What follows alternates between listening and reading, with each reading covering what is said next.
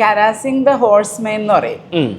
അതിൽ സംഭവിക്കണം എന്താണെന്ന് വെച്ച് കഴിഞ്ഞാൽ ഈ ബ്ലഡ് സർക്കുലേഷൻ കൂട്ടും. ബ്ലഡ് സർക്കുലേഷൻ കൂട്ടാന്ന് പറഞ്ഞു കഴിഞ്ഞാൽ നമ്മൾ നേരത്തെ പറഞ്ഞല്ലോ ബ്ലഡ് വെസൽസ് ഉണ്ട്, അതിങ്ങനെ പൂളിങ് ഓഫ് ബ്ലഡിന്റെ കഥ പറഞ്ഞല്ലോ. അപ്പൊ ഇതിന്റെ എലാസ്റ്റിസിറ്റി, ഈ ബ്ലഡ് വെസൽസ് ഒക്കെ വികസിക്കില്ലേ, ആ എലാസ്റ്റിസിറ്റി കൂട്ടുമെന്നാണ് പഠനങ്ങൾ കാണിക്കുന്നത്. പിന്നെ ആക്ച്വലി ബ്ലഡ് പ്രഷർ കുറയാൻ ഹെൽപ്പ് ചെയ്യും. മൈക്രോ സർക്കുലേഷൻ കൂട്ടും, അതായത് ചെറിയ ചെറിയ ബ്ലഡ് വെസൽസ് ഉണ്ടല്ലോ അതിലേക്കൊക്കെ ബ്ലഡ് ഫ്ലോ കൂട്ടും. പെൽവിസിലേക്ക്, അത് നമ്മുടെ അരക്കെട്ടിലേക്കുള്ള ബ്ലഡ് ഫ്ലോ കൂട്ടും. അപ്പോൾ ഈ എക്സസൈസ് കാണുമ്പോൾ തന്നെ നമുക്ക് മനസ്സിലാവും ഇതിന് പെൽവിസിലേക്ക് കുറേ എനർജി ഫ്ലോ പോലെ കാണിക്കാം.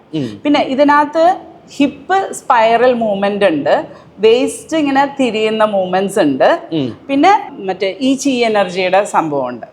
അപ്പൊ ഇത് വർക്ക് ആവണം എങ്ങനെയാന്ന് വെച്ച് കഴിഞ്ഞാൽ ഈ നൈട്രിക് ഓക്സൈഡ്, നമ്മൾ നേരത്തെ പറഞ്ഞ ഇറക്ഷൻ ഉണ്ടാവാൻ വേണ്ടിയിട്ട് നൈട്രിക് ഓക്സൈഡ് ഉണ്ടാവുന്നത്, ഈ നൈട്രിക് ഓക്സൈഡ് കൂട്ടുന്നത് വഴി ഈ ബ്ലഡ് വെസൽസ് എല്ലാം സോഫ്റ്റ് ഇലാസ്റ്റിക് ആവുന്നത് വഴിയും ഈ പെൽവിസിലേക്കുള്ള ബ്ലഡ് സർക്കുലേഷനും അതിലേക്കുള്ള എനർജി പോകുന്നതും വഴി ഇറക്ഷൻസ് ബെറ്റർ ആവാനായിട്ട് ഈ എക്സസൈസ് ആക്ച്വലി ഹെൽപ്പ് ചെയ്യും.